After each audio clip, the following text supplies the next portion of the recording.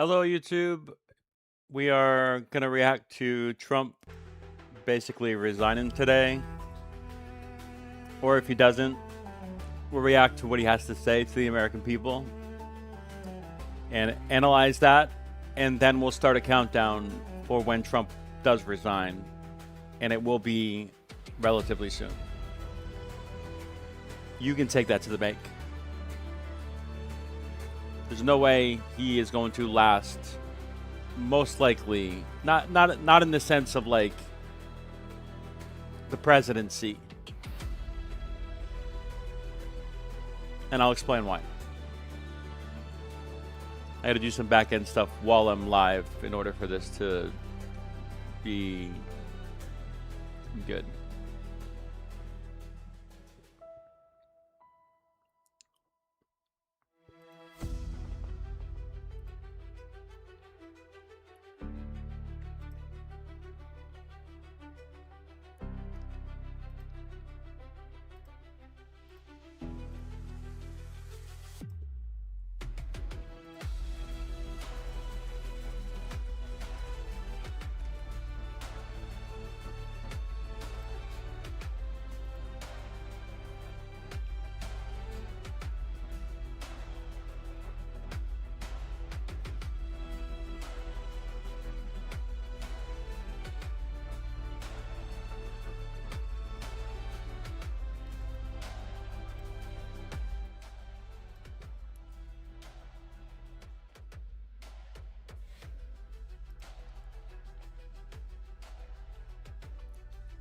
Okay, so I'm done here with this stuff. Okay, so if you're watching me right now, you've obviously seen my video previously, which is my best performing video. That's not surprising. Politics are supercharged. It is no longer just a niche thing for, the older generation to watch. It is considered entertainment for a lot of people. And that's an unfortunate aspect of our political process in America specifically. And so I knew that video would do extremely well. And it has. That doesn't make me more interested or committed in doing content like that in the future, but I did think about potentially doing a series of videos relating to Trump potentially resigning as president. And there's going to be many reasons why that will happen, potentially tonight and in the future. The first is the midterms. I think Republicans are scared of their political future. Not to say that Democrats are in any better situation. They're not, ultimately. They themselves have severe issues within the base, and unfortunately, that has created a dissatisfaction between Democrats and their base. But at the same time, he is going to potentially be at the lowest approval rating any president has ever been. And his policies, the way he has enacted those policies, are being met with the American people from a very negative way. And that's going to create a vacuum that, even though the Democrats are not strong and they don't really have a leader that's going to potentially challenge the Republican Party in 2028, I think it's enough dissatisfaction for their base to tip the scales to give a lot of Democrats a win. The reality is this: even if Democrats win the midterms, they won't do anything, because all they're going to go back to is the compromised position that we used to have in politics before all of this fanatical stuff occurred. And like I said, if you watch my video, that is not what we need in this country. Okay? We need a strong leader with clear visions. And I would even say, because I am over, and I am sick of the comparisons that this administration is using with Obama and drone strikes against the Venezuelans, cartel, boats and stuff like that. Obama was wrong. Trump is wrong. Period. And I know that there's criticisms for every president that's ever existed, and I can never use an example that would be like, oh, this is the best comparison, because there isn't a good comparison in reality. But if I look back at our previous presidents, JFK probably ushered in the most vision for the limited amount of time that he was in office, and really got the entire country hopeful and optimistic about our future. And I know Trump is supposed to be that for the Republican Party, but I don't think he is. I think it started that way, and I think many of his conservative values are exactly what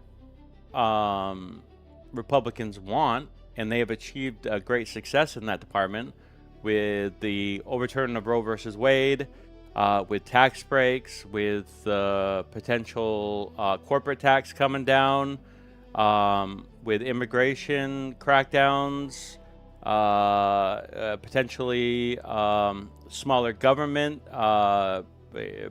getting rid of some of the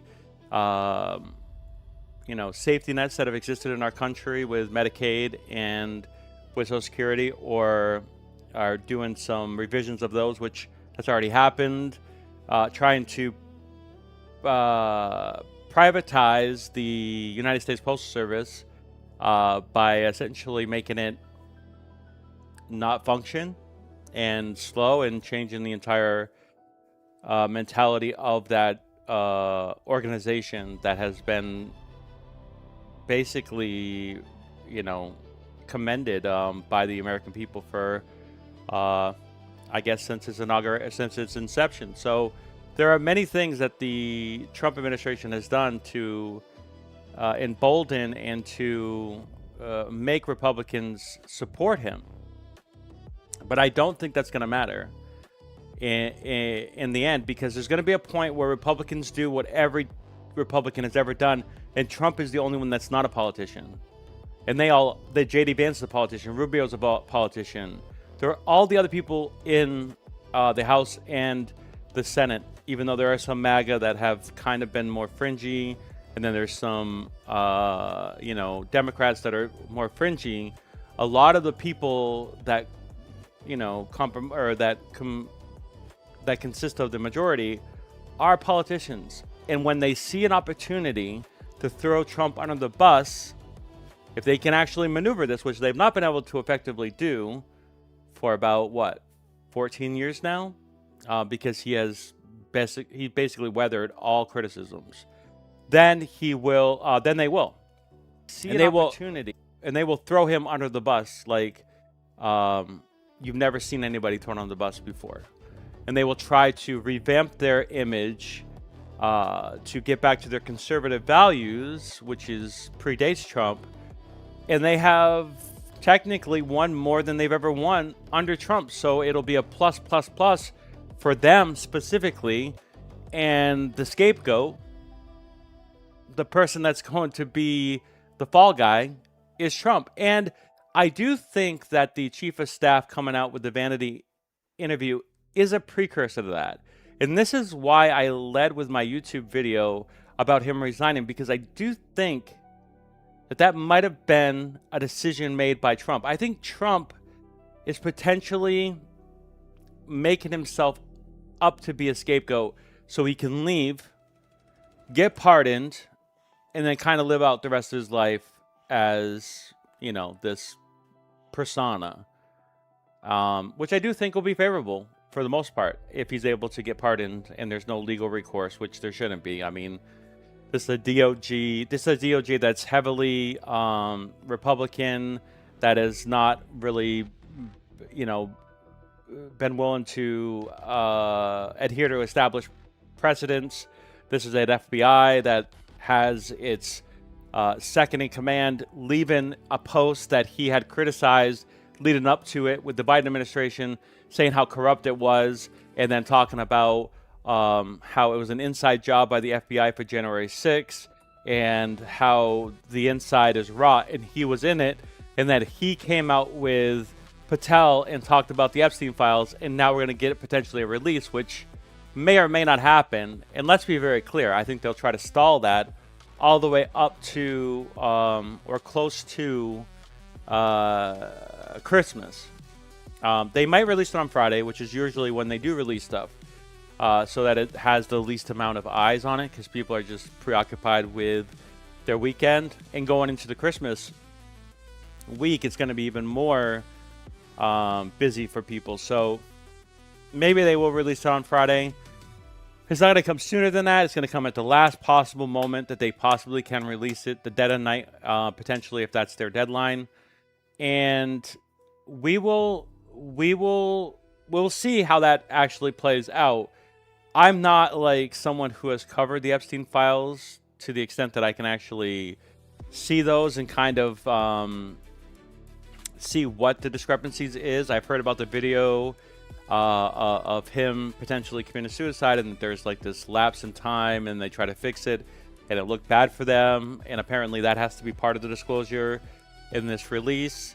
So we'll obviously look at that aspect. And then there's going to be other documents that are going to have timelines that some of the Epstein, I don't know what it's called, the people in New York that released some of the emails, they're going to have some of those things corroborate with the evidence that we see being released. And there's going to be people who know more than anybody. And although whistleblowers in Trump's administration are not exactly protected, so they may not come out, I think we'll see like conversations about potentially them not releasing the full amount of those particular documents. But we'll see. And that's happening literally in a day and a half, potentially, from when we are going live today, when he's making his public address. And I think that is also not a coincidence. I think Trump is trying to get ahead of this stuff. I do think he'll resign today. I do think he'll talk about potentially stepping back from his presidential responsibility. But there's always a chance that he's not going to do that. But like I said, we'll go on presidential resigning watch, because I do think it will happen. I think Pam Bondi will have to step down. I think Patel will have to step down, even though the second in command, Dan Bongino, stepped down. I think there will still have to be more people that have to, unfortunately, fall in order to kind of recalibrate this and to make their image better. Again, this is all political. This is what politics does. I've been watching this for years. It's only since Trump has politics changed to be what it is today. And I think after Trump, it'll kind of go back to what we used to know it. And I'll be honest with you, it wasn't good then. It's not good now. We needed someone like Obama to try to change it, but he didn't. And that's the sad reality of President Obama, is that I think Biden influenced his decisions, and then we can look at Biden's presidency and see some of the, the failings of that presidency, obviously. And we can say that was a wrong pick for Obama, specifically for his trajectory and for his momentum, because if there's anybody else besides potentially Reagan, JFK, it's Obama and Trump are the direct comparisons for how this country voted in the referendums that they had going into their presidency.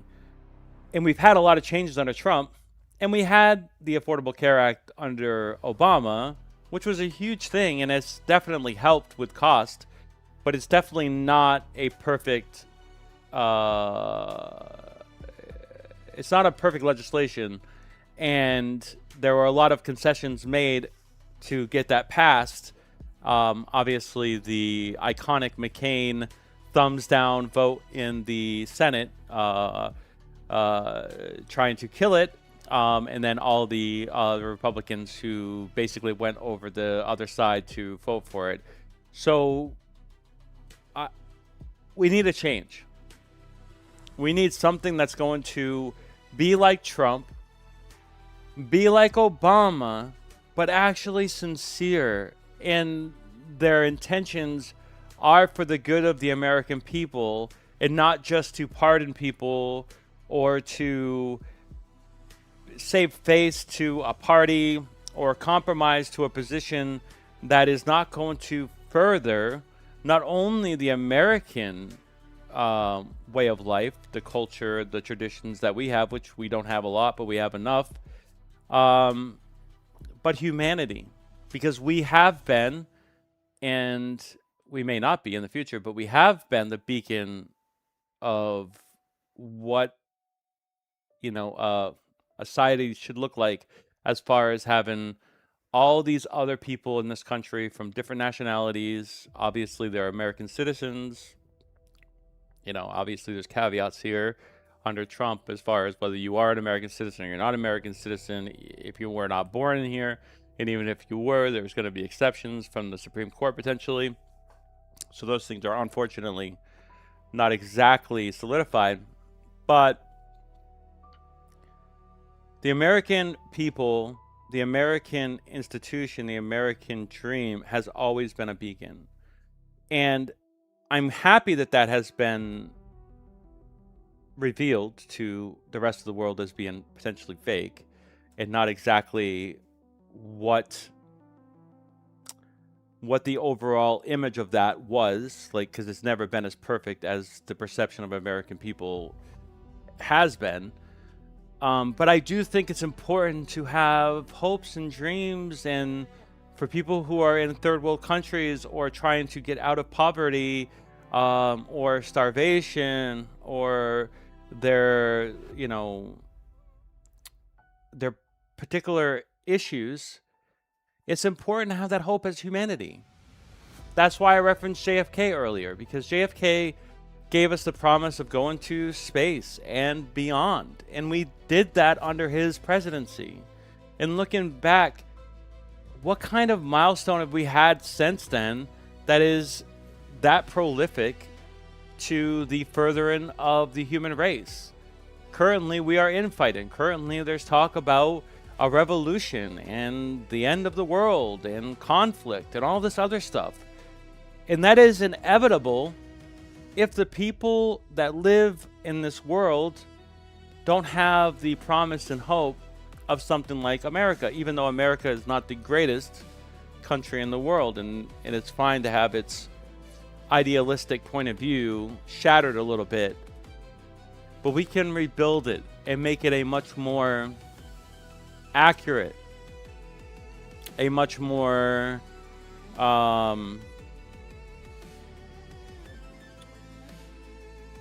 responsible version of that. And I have a lot of thoughts ultimately about how the country should go forward. I'm not going to share those specifically because that would be something I would do if I'm running for politics, and at this rate I don't need to do that. I just kind of want to take a general overview of these topics, even though I have deeper understandings and thoughts regarding those. But let's get to the timeline of Trump's teams, which is all falling down right now, leading up to this press conference that Trump's going to have in a half an hour. So I'll switch my view here real quick, and we'll go to the other display capture.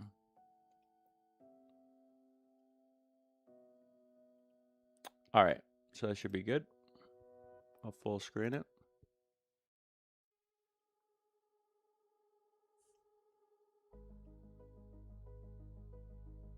All right, so this is CNN, which obviously people have criticized for fake news, whatever else.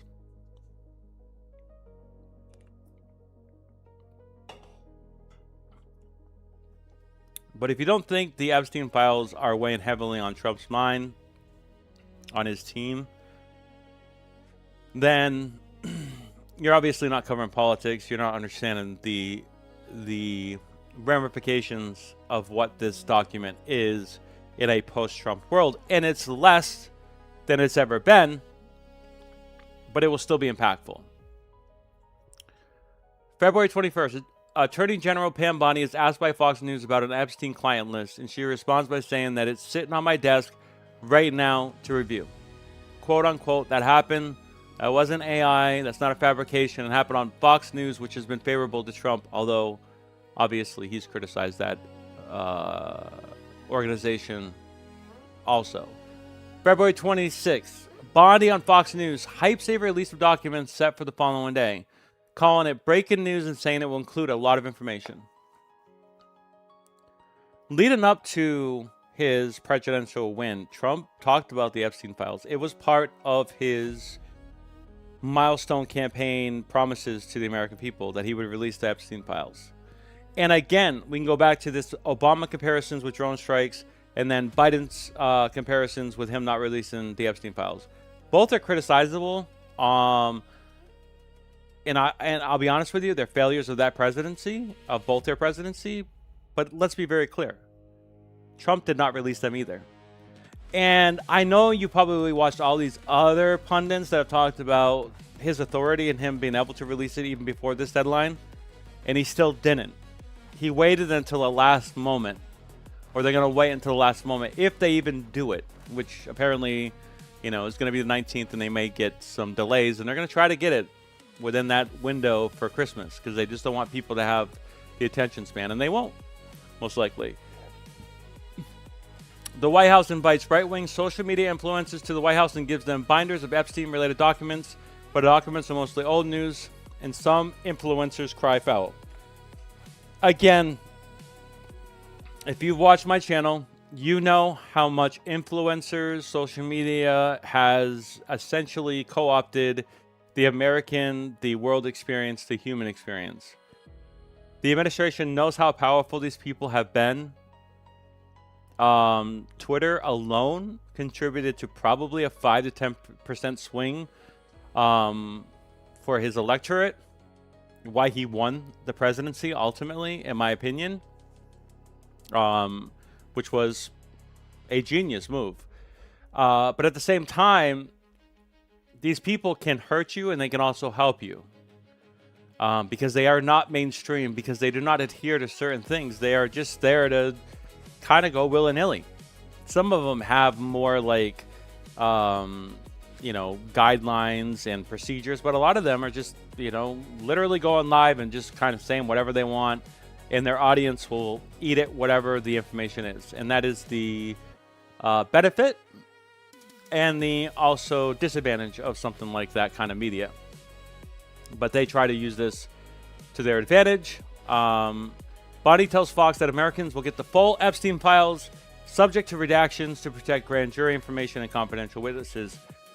The grand jury information with Maxwell specifically apparently is supposed to be released in 3 judges, and I'm not sure how many more have to sign off on it, or if it's just waiting Pam Bondi's decision based on those judges' decisions, which is unprecedented. Grand juries are normally sealed in this country. They're not necessarily public information. It's a separate step that is adjacent to the justice system that has more protections, whether it be to protect identities for children in certain cases, or some high-profile stuff that would affect security or something like that, and it needs to go through a judicial process. The grand jury usually takes on these cases.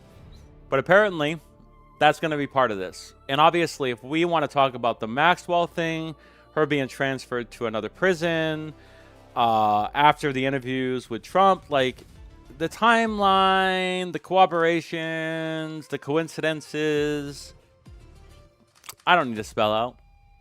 They should be self-evident to almost everybody. Bondi tells Fox Sean Hannity that DOJ has received a new truckload of evidence from the FBI. She adds that everything's going to come out into public. Okay. Great. Right? They make a promise, they're going to deliver. Bondi repeats on Fox News Business that she received a new truckload of documents. She adds that we will get as much out as we can, as fast as we can to the American people, because they deserve to know. Bondi tells Fox News that we are releasing all these documents as soon as we get them redacted to protect the victims. which obviously has been one of the more contentious points and a way for the administration to kind of save face is about these victims who were underage, who do not, and some of them are not public, nor should they be public based on everything else that is, law in this country. These things should be protected. So I don't ever push back on this particular aspect of the release of the Epstein files, but they've had plenty of time, and I think it will get to this.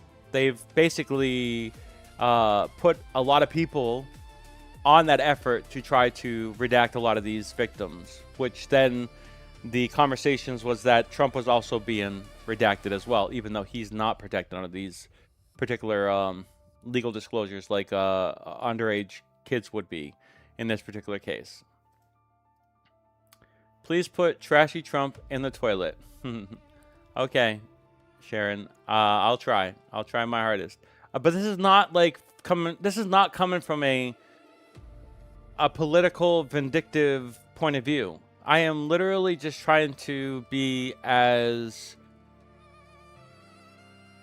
transparent, and I know that word is weaponized in today's age, so I don't want to use it, but I'm just trying to be as fluid thinking as I can. And the facts are out there, and you can be like, well, they're conspiracies, they're fabricated, they're all these things. Sure, there are plenty of things that exist in this world that are not true, and that are fabricated by many different groups and for many different reasons and agendas. I've pretty much seen all this and observed all this, and to the best of my ability, as someone who has a cursory knowledge of all this stuff, and that I don't have or hold any national security titles, this all seems like it's legit. And to that point, Trump has already confirmed a lot of these things. Bondi has confirmed a lot of these things. Patel has confirmed a lot of these things. Bongino has confirmed a lot of these things. So there's a lot of different corroborations there that kind of reinforce my thought process. President Donald Trump is asked in the Oval Office about when the Epstein files will be released and says 100% of all the documents are being delivered. This was April. So after the election, January gets signed in. He obviously wants this political windfall to exist. He wants his supporters to believe everything he says, and he's going to provide this kind of dialogue to them to say that he is a man of his word.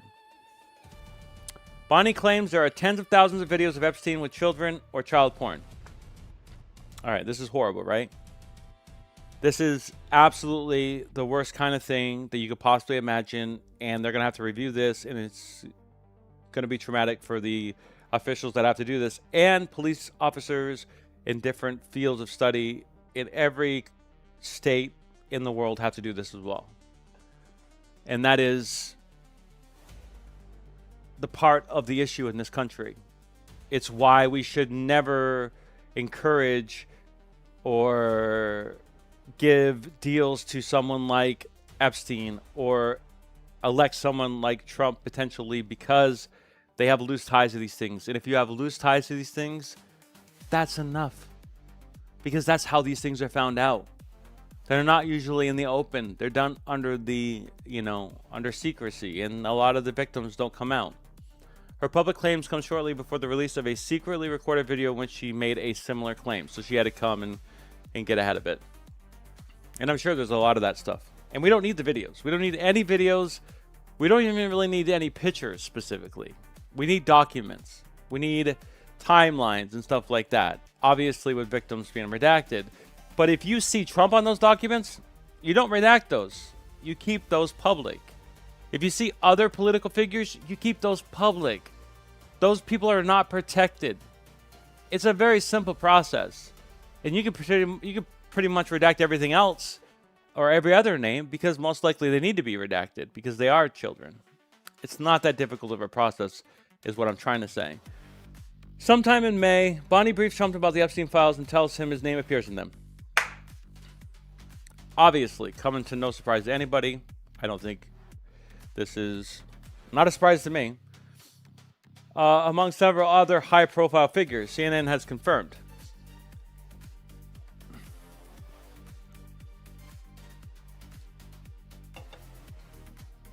The files appear to include several unsubstantiated claims, including about Trump, that the DOJ found it to be not credible.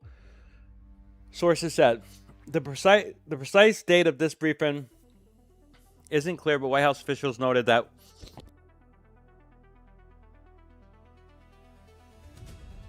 Trump's name was already in the binders Bondi handed out earlier this year.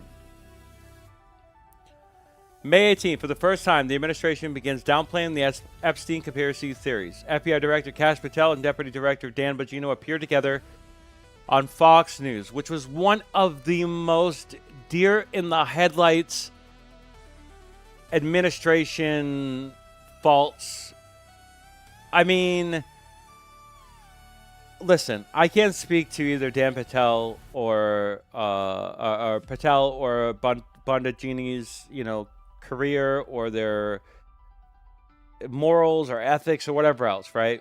They were probably pushed in the corner to try to downplay a lot of this stuff, and therefore the only way they could come out is to look like they were deer in the headlights. And unfortunately, it hurt them.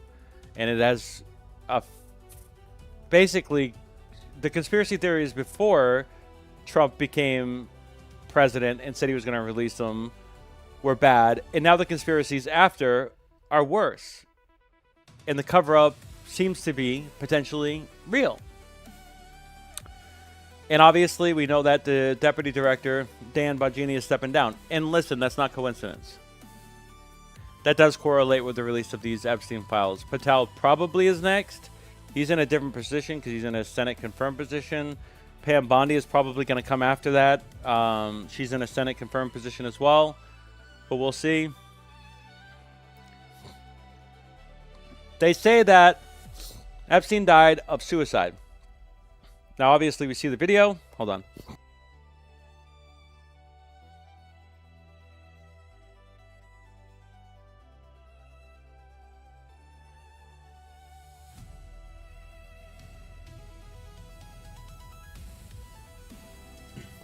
Sorry, I have a cold. Obviously, we've seen the video of the apparent cell, and there was like people that know these video things. They looked at it and they saw some weird manipulation or editing that happened within them. And then I guess there was, and I haven't even seen any of these videos because I don't watch this kind of stuff. It's just too, it's too real for me. I don't want to do it. And it wasn't any better, ultimately. This was obviously a huge, again, another double down and a huge political windfall for them. And apparently this is something that we're going to get again with the release of the Epstein files or the release of whatever documents are left on the 19th. White House Press Secretary Caroline Leavitt says the administration is committed to releasing those files, but defers to the Justice Department on timing. Again, this is scapegoating. Trump has the authority to do this. He chooses not to. He chooses to use his administration to try to buy time. Bongino on Fox, again, downplays the significance of what will soon be released. There's nothing in the file at this point on the Epstein, he says, and there's nothing to be a disclosure on this coming shortly. He says the administration will release video of the jail on the day of Epstein's death that backs up this assertion. So they try to release it. And listen, these people are not obviously videographers or scientists or people that dissect this kind of stuff that know how to edit videos and stuff like that. Although they're the FBI, they're the CIA, they're the NSA, they're the DOJ. They should know this. They see this every day. This is how they kind of get criminals. The fact that they would release something that was so kind of sketchy to begin with is, I guess indicative of just the entire state of the political world that we live in currently. All right, continuing on. Bongino is pressed on Hannity's show about the lack of Epstein disclosures. He downplays the case as a hot potato for folks and then alludes to his own evolution on the subject. I'm not paid for my opinions anymore. I work for the taxpayer now. I'm paid on evidence. That's it. So he's going to go back and try to talk or walk back his previous statements before he became deputy director about the conspiracy theories about Epstein, the FBI, January 6th conspiracies. And now that he's potentially part of the administration, he's going to suggest that he's going to tell the truth and that he has nothing to lie about. Maybe true, but nobody believes it. And him stepping down doesn't necessarily solidify that. But it doesn't look good. Elon Musk claims that while lashing out at Trump, that the real reason the president is not releasing the Epstein files is because @real Donald Trump is in the Epstein files. We knew this already. Having confirmation from someone like Elon on Twitter specifically was a revelatory moment that I do think sit in people's minds that wasn't basically, beforehand. It wasn't a real thing. And then when Elon said it, it became a real thing for many people. Patel appears on Joe Rogan's podcast and downplays the Lumen disclosures again. We're going to give you everything we can, Patel says, before adding that we're not going to re-victimize women. We're not going to put that, on the air. It's not happening because then he wins. Not doing it. You want to hate me for it? Fine. Again, this is just to try to circumvent the responsibility of releasing these after you make a declaration that you're going to from your campaign strategy and Trump trying to be the most truthful president in the entire world. Again, you can read into it however you want. Patel also appears to contradict Bondi's claim about tens of thousands of videos of Epstein with children. Tells Rogan the videos from Epstein Island are not of what you want.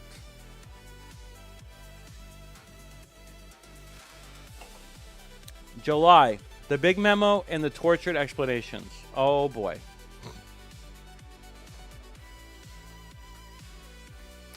Axios breaks the news that DOJ has officially concluded that Epstein died by suicide and there are no client lists, despite Bondi's comments in February. The DOJ releases an on-site memo laying out these conclusions. DOJ says it won't release any further documents because much of it is under court-ordered seal. Through this review, we found no basis to revisit disclosure of these materials and will not permit the release of child. Again, using that as a talking point. There was something in the administration because Trump's name was in it and because all these other high-profile people were in it. They were like, how can we spin this to essentially absolve us from the responsibility? And they wanted to double down on this CP stuff and about how anybody ever thought that this was going to be part of the disclosures. Clearly, nobody expected this. And to think that is obviously pervasive in their mind alone and not the American people's mind alone. It is a political strategy and it failed miserably. It made every decision here, made all of the other decisions worse, and it actually changed a lot of Trump supporters' perceptions, which inevitably is a good thing. Whether or not it will matter, we don't know. The memo also undercuts Bondi's claims of tens of thousands of videos of Epstein. Okay. Trump, for the first time, lashed out at all the people still asking questions about Epstein, calling those questions a desecration. He tells reporters, are you still talking about Jeffrey Epstein? He alone talked about Epstein. He knew it was a political win for him. Obviously, someone who has been accused of multiple essays in the past.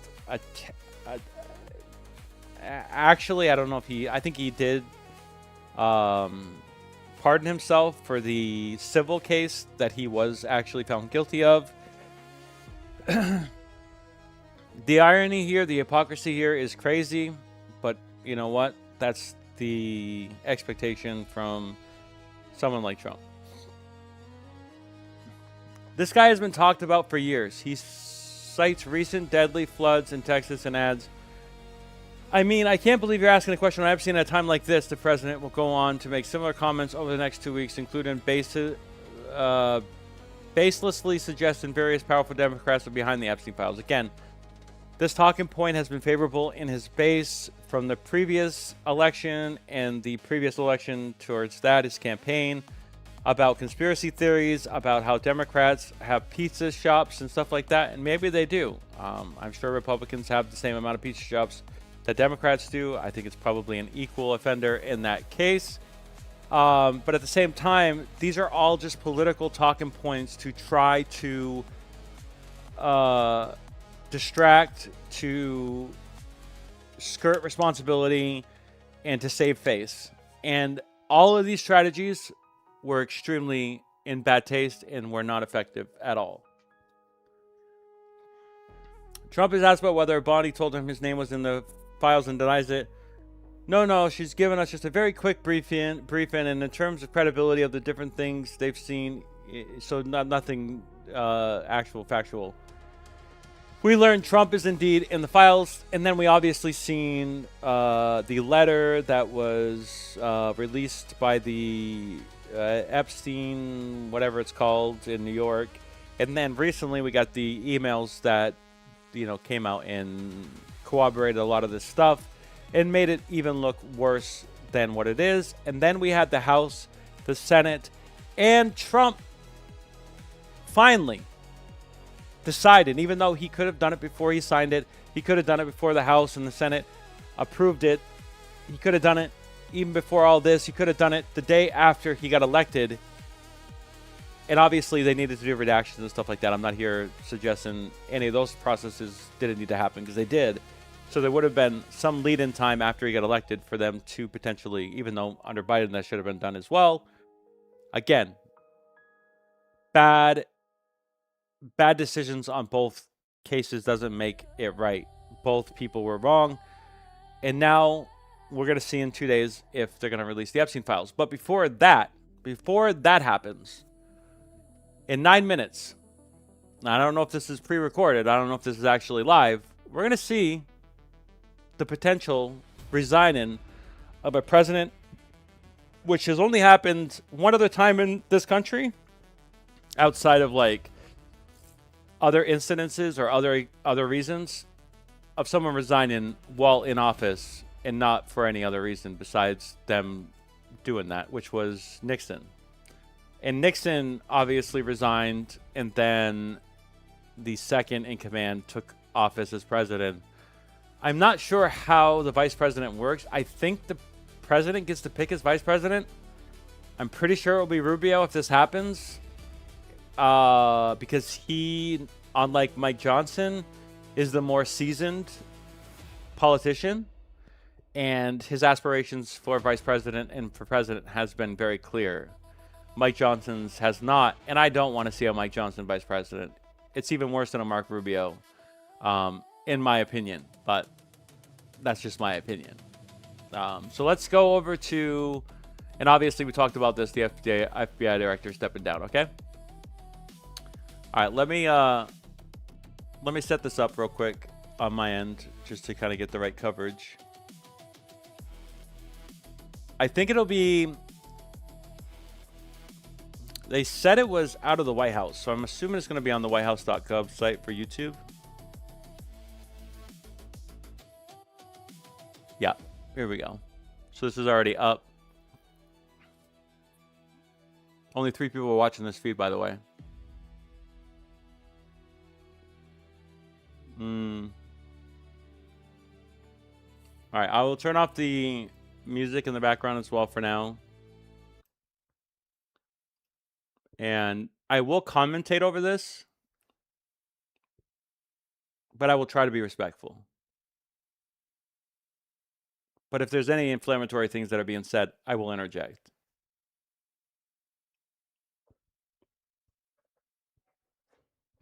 I don't think it'll go early either. It's probably pre-recorded.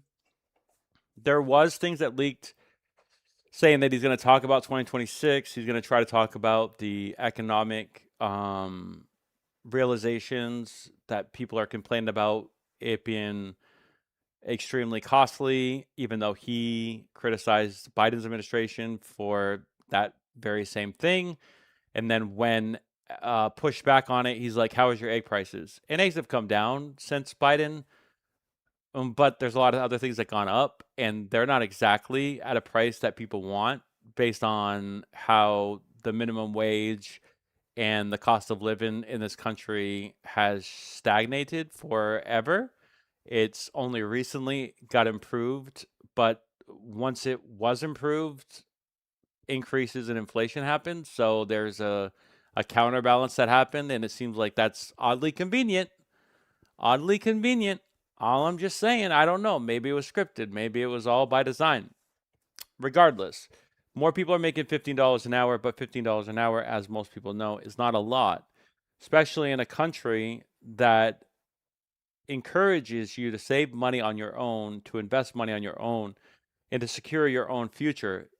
You do need extra money to save things. So therefore, people making, 50, 100, $200,000 a year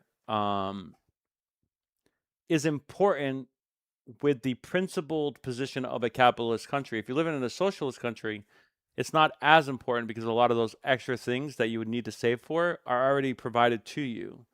And therefore, the extra expenses are not as necessary for your future as they are just for your, you know, happiness or for your daily chores, which for most people, you don't need $100,000 a year to do that, but you do need that to invest into save money for potential retirement in the future or for costs for medical purchases that are going to be, every 5 to 10 years, stuff like that, right? And I think that's something that can be talked about in a responsible way. I don't think Trump will do that. And so Americans need to know that they're very fortunate compared to many other countries in the world. And yet, because we are a capitalist country, you have to maneuver this kind of conversation carefully because we don't really have a lot of social networks, social safety nets like other communist socialist countries do. And therefore, we do require a bit more money in our pockets to spend recklessly as well. Like that is the also reality of a capitalist country is that there are people that go bankrupt all the time and frauded out of money, bad investments, con mans, whatever you want to, Ponzi schemes, crypto, okay, which could end up being a legitimate currency in the future, backed by the government. Obviously, there's been no better time, or there wasn't a better time leading up to the last 6 months to be in crypto since before the crash. But I just don't think that has any long-standing relevancy in the future. And anybody that's invested in that now is probably doing it, unfortunately, at their own cost. But we'll see. We're 3 minutes away, 2.5 minutes probably. I'm extremely excited, eager to hear what President Donald J. Trump is going to say here. And we'll know probably early on if it's going to be a resignation. And I haven't made this commitment yet, but I will try to make it now. Maybe we'll do a Donald J. Trump resigning video every day leading up to his resignation. I'm going to assume if it's not today, it's going to be within the next 6 months. I don't think there's any way. I don't think there's any way that this is not beneficial to Trump, not beneficial to the Republican Party. I think this is the best course for Trump to resign, to go to Mar-a-Lago, to live abroad, whatever he's going to do for the rest of his life. Hopefully it's long and fruitful. He's going to get pardoned by J.D. Vance, so if there's any criminal liability, it's not going to be an issue going forward. He's going to be fine. And then we're going to have to reevaluate and see what happens after that. It may not happen today, so call this clickbait all you want. But there's a very good case for it happening today, and there's a very good case for it happening every day after this as well. So maybe we'll just start doing that as a series on my channel. It's been really, really successful for me, by the way. So I'm going to take a little break, a minute and a half, while we wait for this to go live.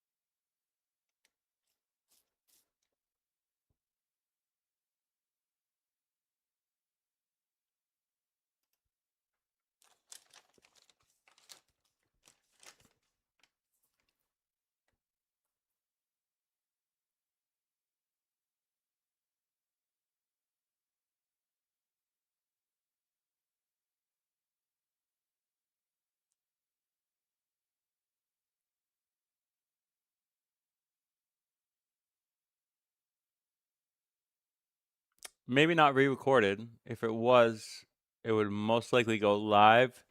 If there's a delay, then that makes a case for it being actually live. Which I think would reinforce my belief that this is a resignation.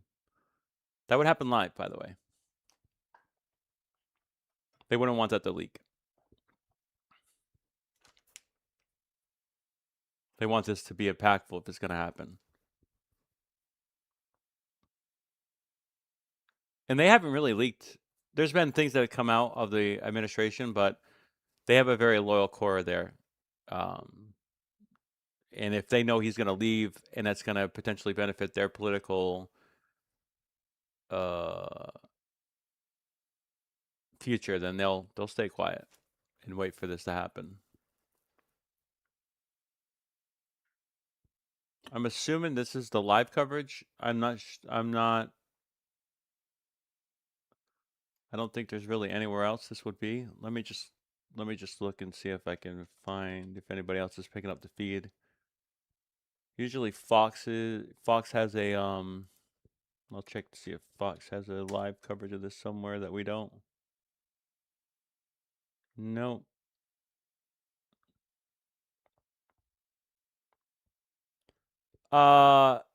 Jesse Waters has, look at this. Look at this. Jesse Waters has, this is a complete embarrassment. Oh, okay, this is related to the Brown University shooting. Okay, I thought it was something else. Maybe they had a lead in headlines. Okay, he's talking now. I can see him. Hold on 1 second. Let me go to that. Let me go to this coverage instead. Good evening. Okay, so it just happened. All right, we'll stay on this. I have Prime. Get rid of this shit. Anything like it, and I think most would agree. I was elected in a landslide, winning the popular vote and all 7 swing states and everything else, with a mandate to take on a sick and corrupt system that really just took the wealth from people and crushed the dreams of the American people.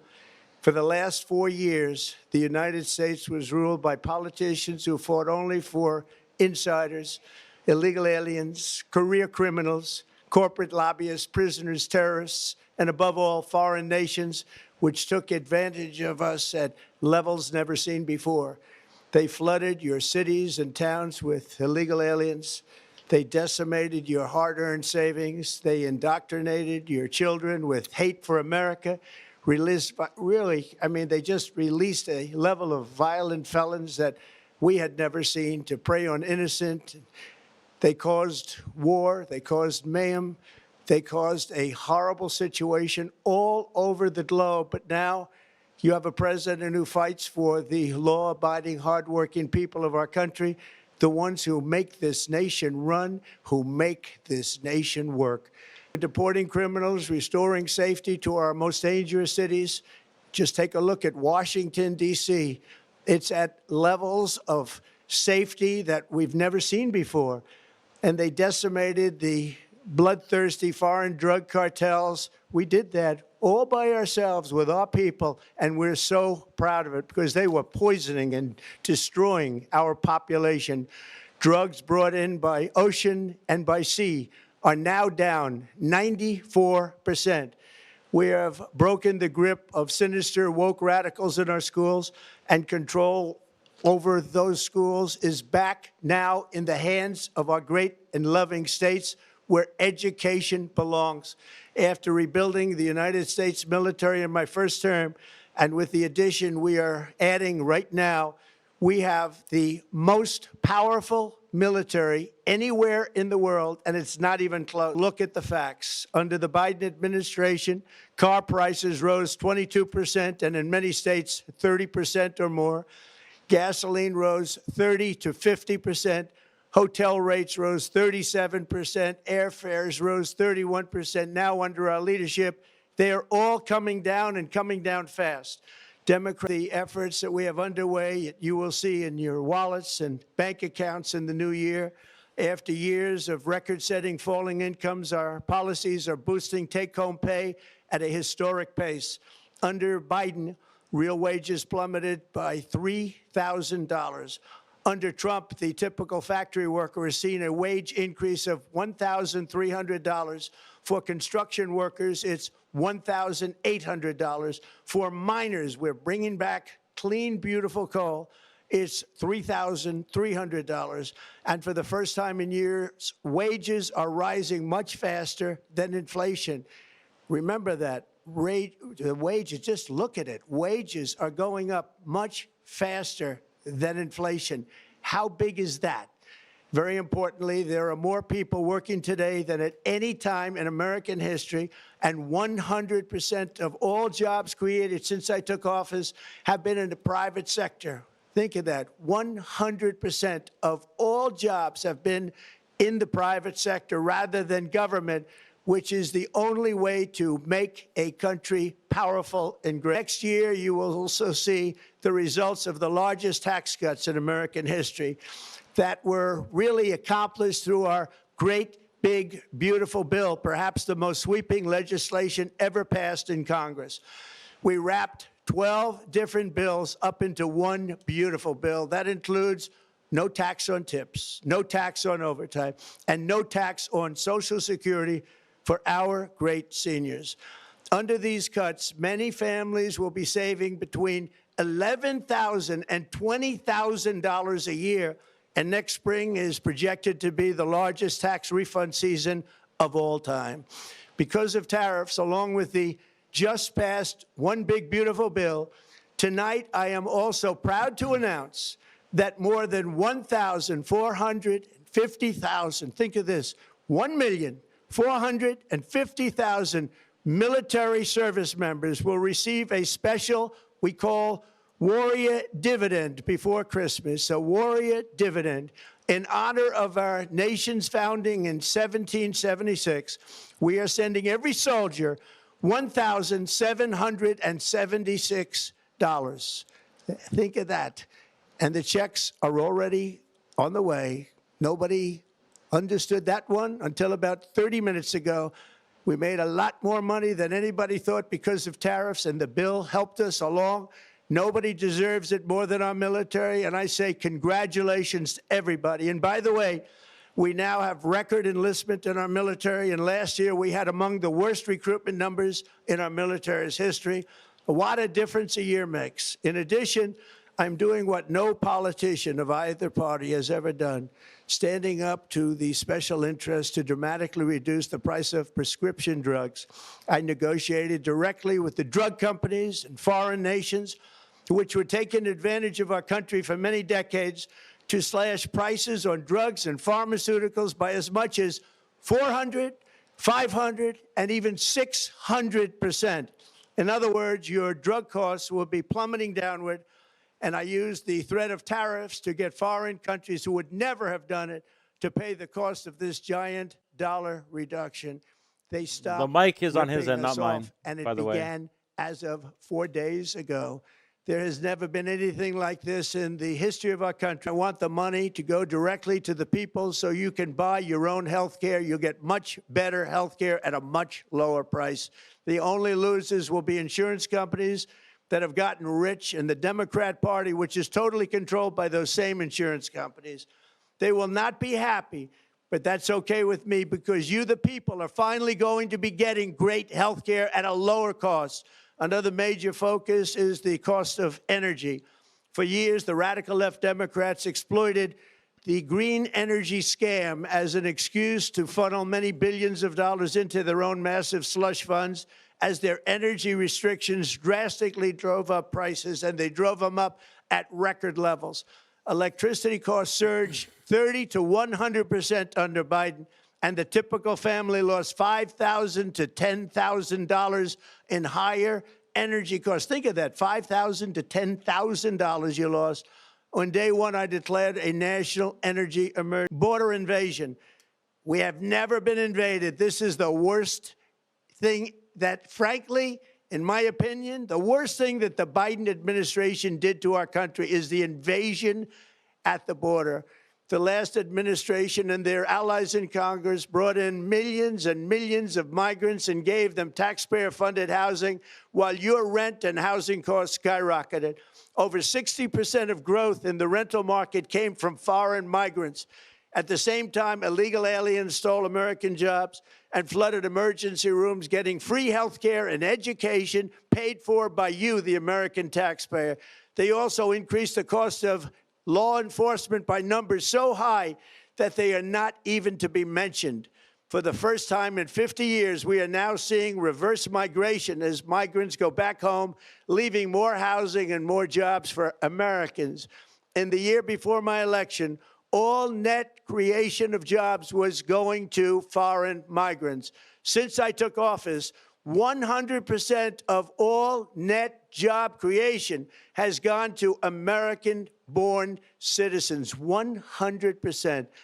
In the end, government either serves the productive, patriotic, hardworking American citizen, or it serves those who break the laws, cheat the system, and seek power and profit at the expense of our nation. Look at Minnesota, where Somalians have taken over the economics of the state and have stolen billions and billions of dollars from Minnesota and indeed from the United States of America. And we're going to put an end to it. For so long as before my election, the vast majority of good and decent Americans were forced to watch as corrupt politicians plundered the halls of power, exploited our taxpayers, and pillaged every system that makes civilized society function. But not anymore, and you see that every day, not anymore. Okay. On the merits, probably the single, and then Trump is an orator. Always has been. It's why he became president of the United States, ultimately. I'm not here going to deny that revelation. He's got charisma, okay? Bill Cosby has charisma. Dr. Disrespect has charisma. Doesn't make you a good person, okay? Doesn't make you be able to skirt the laws. He's obviously very used to these talking points. He has talked about them for 8 years at this, or 5 years, I guess you want to be very clear. He's been talking about them for 5 years. The biggest takeaway from this speech that is new is the fact that actual troops are going to get $1,700 as a Christmas bonus.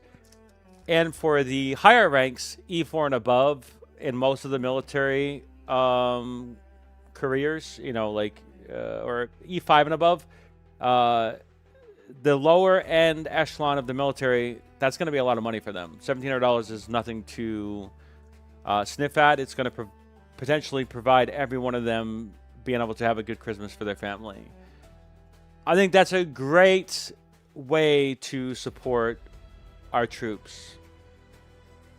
And there really isn't criticism on that end.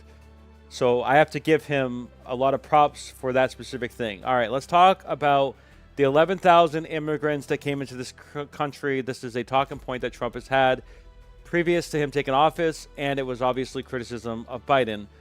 there's no denying that Biden messed up the border and that the administration was continuously downplaying any of the severities of the southern border.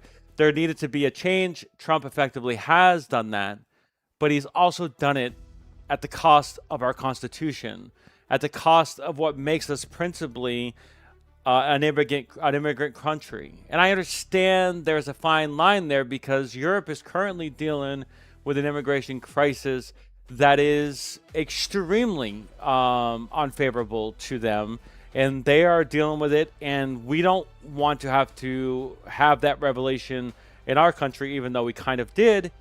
So I am relieved that there have been very specific decisions made to stop that many people coming from the border. It is true that if you mistreat, if you propagandize these particular things with the National Guard and then the Supreme Court basically allowing that, ICE agents wearing masks and stuff like that, kind of making it lawless, that it will discourage people from coming into this country with the perception that it's not safe, that it's not a good place. I think that discourages good people and not so many bad people. I think bad people will still come into this country as much as they used to because they are already living in conditions that are equally, if not worse, than America. I think it does discourage good people from coming to this country because they think, or their perception of America is that we're falling apart, which I'm not going to suggest is a bad thing because we did have an immigration crisis in this country. But it didn't start with Biden. It didn't start with Bush. It didn't start with Obama. It didn't start with Clinton. It didn't start with Carter. It didn't start with Reagan. This has been an ongoing issue in our country. And there have been benefits from politicians and from high levels of society, whether it be jobs, whether it be like service care industries, whether it be like food industries or home care industries, where these people have basically benefited from cheap ass labor. And they've never wanted to fix this issue because they benefited from essential slavery from this immigration policy that we've had in this country. And so our answer to that was to then do what Trump is doing, which is not the best answer, in my opinion. There's definitely a way to do it that is more tactful, that is more constitutional. Anyway, the second point he made was the trans thing. This was a huge issue leading up to the presidential election of 2025. It was an oversight by the Democrats to just categorically favor trans people in sports and other talking points that didn't seem like it kind of addressed the issue of identity and gender dysmorphia or the traumatic or potential mental health issues that are related to that, which is obviously an important aspect and needs to be addressed. The problem is it got co-opted, and just like every politician does, they don't really understand it, and therefore they talk from it from a very generalized, cursory perspective, and it made the Democratic base, look bad, and it gave Trump a huge win. Again, this is a very favorable talking point for Trump. He said crime is down because obviously immigration is being dealt with, so therefore there's less people committing crimes. I don't know the statistics of that, so I'll have to just not take his word for it, but I do think that there's probably a level of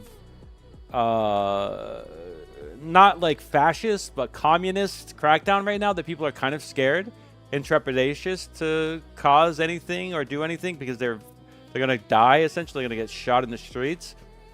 I'm not saying that that's a bad thing. There needed to be an overcorrection in certain areas, whether it be DC, whether it be Chicago, whether it be in these areas. Again, these are longstanding issues that could have been dealt with previously, but they weren't dealt with, and now they're being dealt with rather aggressively. I think it's still a win for him, ultimately. I have to give him credit on that. He said that tariffs are, again, one of his biggest points of his presidency. We still have not seen a legitimate China deal. Trump did make a concession to China about rare materials. That has definitely been something that he hopes to get some reciprocal negotiations from China regarding our trade deal. But if you know anything about the Chinese economy, even though they do rely on us as Americans, as consumers, they're very strong. And they can at least play this game for a good enough amount of time to where we might have to concede before they too. So we have not seen, and that's the one that needs to be addressed before any of these other countries really do matter. China is the focal point of what makes the tariff tax or the reciprocal nature of the tariffs towards bringing down the budget or the deficit or whatever else, a windfall for the American people to be actually legitimate. And that's still to be decided. So I'm not going to give him a win for that. You talk about the Department of War, about how he stopped all these wars across the world. Let's be clear, Ukraine and Russia, he said he was going to stop on day one. I'm not going to really, that was never going to happen. So that's whatever. That's not ended. Technically, Gaza and Israel has not ended. There's been plenty of conflict still happening after the peace agreement was made, even after some of the hostages, if not all the hostages, were handed over. There's still that issue, not to mention there's still this big, shadowed body of Israel over Gaza, which is in ruins, essentially. And now America's going to essentially be there to suppress that, the Palestinians in Gaza even more. So to me, I think it's a win politically, obviously, because how he words it in his base. I just don't think it's as clear as how he says it. He's going to change the Federal Reserve to lower the tax rate even more than it already is. And let's be very clear, this is meant to just change money to the richest of the people in the world and not have to pay taxes on the loans that they get. Does it actually in the short term help the economy? Yes. Does it create jobs? Yes, because you're basically securing loans that cost nothing to pay back, and you're most likely going to benefit from that money that you're able to get from the government, and you're going to be able to triple it, quadruple it, and therefore it's just the easiest money ever, right? Most loans come with some form of interest rate. He wants it to be basically nothing so that they can just have free money from the government, take from the government, right? Whatever. Talks about the trillions of dollars the Democrats have put into the deficit. Well, comparatively to his administration before in the first 4 years, and then this administration now, trillions of dollars are being put into the economy as well. The tax breaks alone to the richest of Americans, the richest of Americans, the richest of the Americans who have already lived a very successful, cushy life, that have not had to deal with living costs, that have not had to deal with the rising gas prices, the rising mortgage crisis. Yes, obviously they've had to pay more for these, but relative to their overall income, it's not affected them. Okay?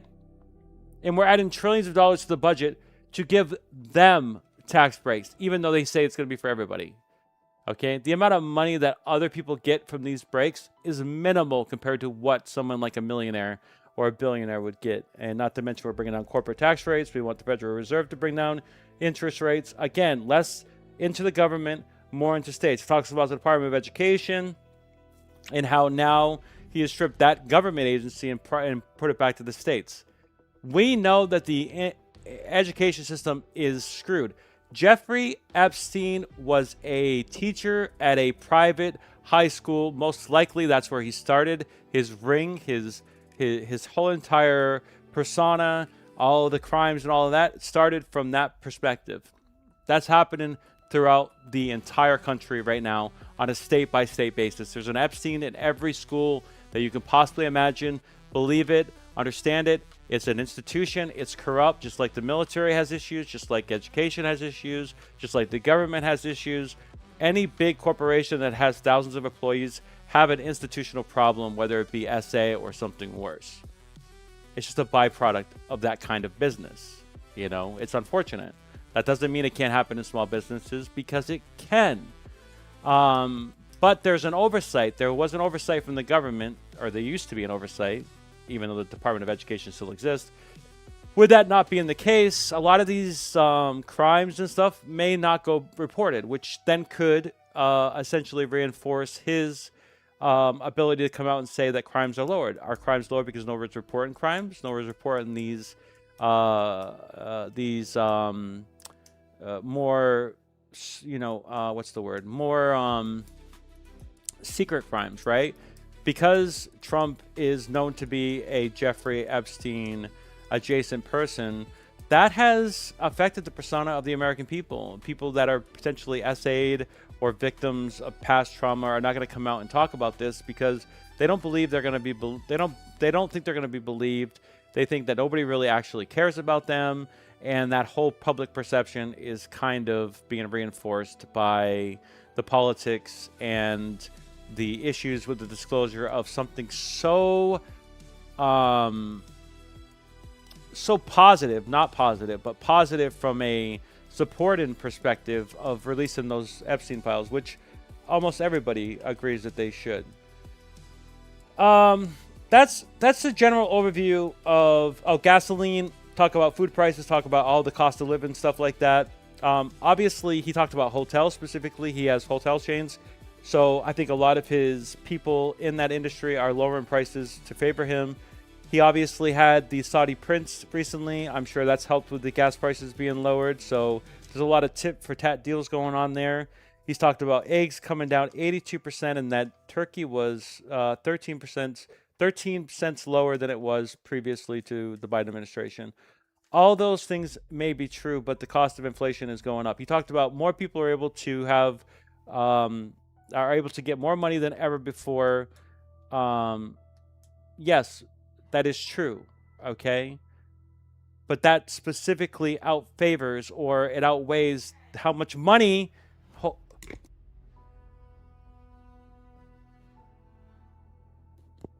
that outweighs the I'm sorry.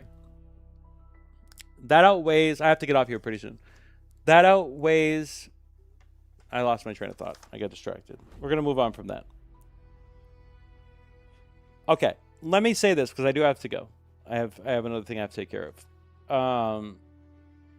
Let's just say this. Everything he said today was something that he's had and is talked about for 5 years. Is it something that his base is going to be able to use to further their agenda? Yes. Was it effective? Yes. Will it actually, and this is the whole question that we have to ask, and this is what my previous video hinted at. Let's just say half of these things are good things at the end of the day. Let's say all those things result in something good for the American people. Are we willing to pay that cost to make someone like Donald Trump, if they potentially did things that they're being accused of with Jeffrey Epstein, Bill Cosby, and all the other people that come before then? Is it okay if someone's able to be successful because they were able to take advantage, they were able to scam, they were able to fraud, they were able to murder, rape people all the way up the ladder? And that kept on reinforcing their behavior and kept on enriching them through side room deals, which has been very positive and very profitable, as you can see from the Epstein ring. Is that okay? Does the I don't know the saying exactly. Does it justify the end, right? Does it justify anything? On the 19th, we're going to see if the Epstein files actually talks about Trump, and whether or not we're going to be able to reconcile that with his base's perceived accomplishments. And that's what we're going to know if this country is able to change, or if we're going to continue to do what we've been doing politically with Trump, with Biden, with Obama, with Clinton, with Carter, with Reagan, with Bush. Same old, same old. I have to go, unfortunately. I would talk longer, but I have something I have to get done. Thanks for watching. My name is Bazookas.